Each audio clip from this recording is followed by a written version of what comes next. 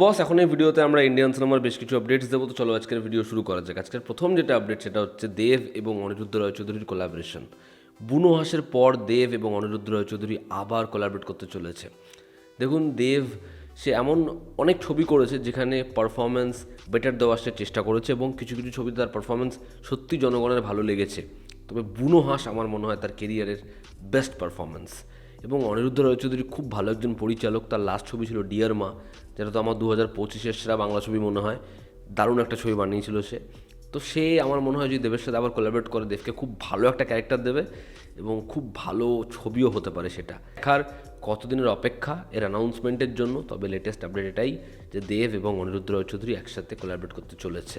পরবর্তী যেটা আপডেট সেটা হচ্ছে স্পিরিট নিয়ে। দেখুন, স্পিরিট নিয়ে কম বেশি আমরা সকলেই এক্সাইটেড। স্পিরিট ছবিটার রিলিজ ডেট 2026-এ নয়, স্পিরিট 2026-এ আসছে না। স্পিরিটের অফিসিয়াল রিলিজ ডেট জানানো হয়েছে 5ই মার্চ 2027-এ আসছে স্পিরিট। প্রায় 1 বছরের বেশি অপেক্ষা। দেখার সন্দীপ রেড্ডি বাংলার এই ছবিটা যখন আসে বক্স অফিসে কী মার্ক সেট করে, ছবিটা হয় কেমন।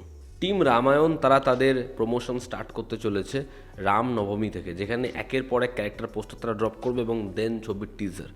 দেখার এই ছবির প্রমোশন মেটেরিয়ালসগুলো হয় কেমন। রামায়ণ নিয়ে এই লেভেলে হাইপ, দেখার ছবিটা বক্স অফিসে কী করতে পারে। সিদ্ধার্থ মালহোত্রার পরবর্তী ছবি ওয়ান, যেটা টিভিএফ এবং একতা কাপুরের কোলাবোরেশন, সেই ছবিটা রিলিজ ডেট শিফট করছে। তার কারণ একতা কাপুরের বালাজি মোশন পিকচার্সের আরও একটা ছবি ভূত বাংলা, যেই ছবিটা অলরেডি ওই ডেটে শিফট হয়ে গেছে।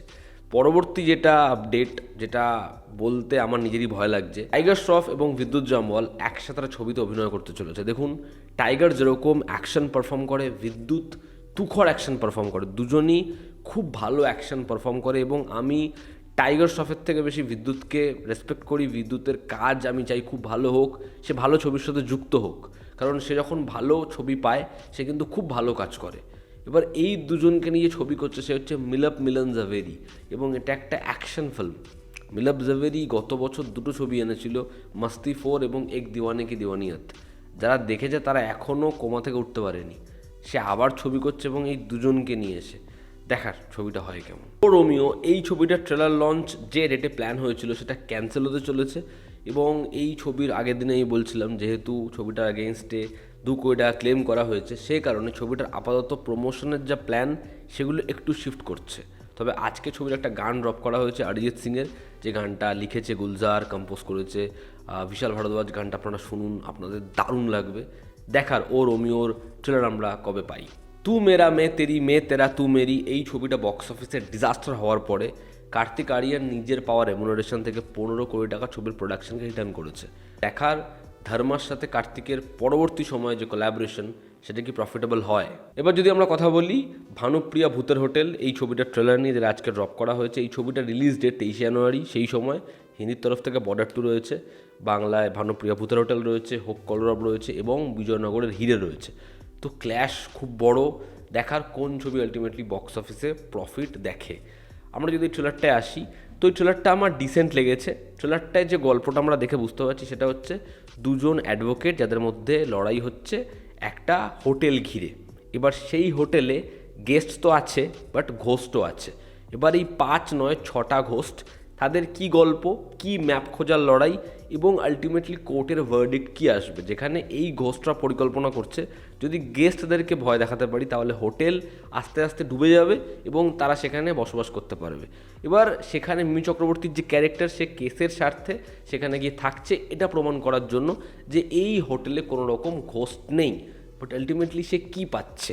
এবার এখানে জয়দীপ মুখার্জির যে ক্যারেক্টার, মেবি সে একজন বিজনেসম্যান, এবং তার যে অ্যাসিস্ট্যান্ট শুভ্রজিৎ দত্তের যে ক্যারেক্টার, তারা এই কেসটাকে কীরকমভাবে ম্যানুপুলেট করছে এবং ঘোস্টদের কী কী গল্প রয়েছে, এখানে রোম্যান্স কীভাবে আসছে, এর থেকে বেশি কিছু জানতে হলে আমাদের ছবিটা যখন সিনেমা হল আসবে দেখতে হবে। এখানে কিছু কিছু পোর্শনে কমেডিটা কিন্তু ভালো ওয়ার্ক করে।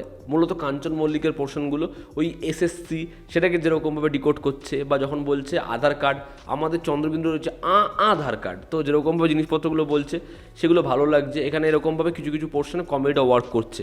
ওই দুটো ওয়ার্ড আগে পিছিয়ে হয়ে যাওয়ার যে পোর্শনগুলো সেটা ভালো লাগছে। এখানে ভিএফএক্স, মানে যেখানে মূলত বাংলা ছবি সাফার করে, এখানে ভিজুয়ালি কিন্তু সেটা দেখতে ভালোই লাগছে। এখানে মিউজিক, ব্যাকগ্রাউন্ড স্কোর যেরকম সেটা ভালো লাগছে। সাপোর্টিং কাস্টে যারা রয়েছে তারা প্রত্যেকেই ভালো অ্যাক্টর। ফলত কমেডিটা এরা ভালো মতো ম্যানেজ করে দিতে পারে। এখানে মিমি থেকে শুরু করে এখানে সোহম মজুমদারকে দেখতে ভালো লাগছে, একইভাবে স্বস্তিকাকে ভালো লাগছে। বনিকে একটা প্যাসেজ দিয়েছে যে অ্যাকশন দেখতে আসে এরকম একটা মনোলগের সাথে, বাট সেটা যে খুব বেশি ভালো লেগেছে আপাতত এটা আমি বলতে পারছি না। যেমন একদিকে এটা ঠিক যে হরর কমেডি ছবির একটা অডিয়েন্স রয়েছে, যখনই সেই ছবি হয় সেই ছবির জন্য অডিয়েন্স এক্সাইটেড হয়। আবার এটাও ঠিক উইন্ডোজ এরকম ধরনের কিছু আগে ট্রাই করেনি, তাদের জন্য এক্সপেরিমেন্ট। কিন্তু বিষয়টা হচ্ছে হরর কমেডি ছবির ট্রেলারের দেখে যে ভয়টা আমাদের বিন্দুমাত্র পাওয়া উচিত আপাতত সেটা কিন্তু কিছু ফিল হচ্ছে না, সেই ফিয়ারটা নেই বললেই চলে। এবার দেখার ছবির যদি গল্প ভালো হয়, সেটা যদি অডিয়েন্সকে অ্যাট্রাক্ট করতে পারে তাহলে সেটা ভালো হবে। এবার যেহেতু সাপোর্টিং কাস্ট ভালো সেটা ওয়ার্ক করতে পারে, এবং উইন্ডোজের একটা অডিয়েন্স তো রয়েছে, তো জিনিসটা যদি ওয়ার্ক করে যায় এই ছবিও সুপারহিট হয়ে যেতে পারে। এবং অরিত্র মুখার্জি যে ছবির পরিচালক, তার এর আগে প্রত্যেকটা ছবি কিন্তু বক্স অফিসে সফলতা অর্জন করেছে। দেখার এই ছবিটা হয় কেমন। আপাতত আমার এই ট্রেলারটা ডিসেন্ট লেগেছে, এর মধ্যে এমন কোনো মোমেন্টস আমি পাইনি যেটা আমাকে গুজবাম্পস দিয়েছে, তবে ট্রেলারটা কোনোভাবেই আমার খারাপ লাগেনি। ট্রেলারের মধ্যে কিছু মোমেন্টস এমন রয়েছে যেখানে ওই মজাটা ওয়ার্ক করে, এবং লুক অ্যান্ড ফিল থেকে শুরু করে প্রত্যেককে দেখতে ভালোই লাগছে। দেখার ছবিটা হয় কেমন। ট্রেলারটা দেখার সময় ভূতের ভবিষ্যতের কথা একবার হলেও আপনার মাথায় আসবে। তো এই ছিল আমার ওপিনিয়ন, আপনারা যারা ট্রেলারটা দেখেছেন আপনাদের কেমন লেগেছে জানাবেন, এবং এই ছিল আপডেটস। ভালো লেগে থাকলে লাইক করো, শেয়ার করো, সাবস্ক্রাইব করো। আবার দেখা হচ্ছে, টেক কেয়ার।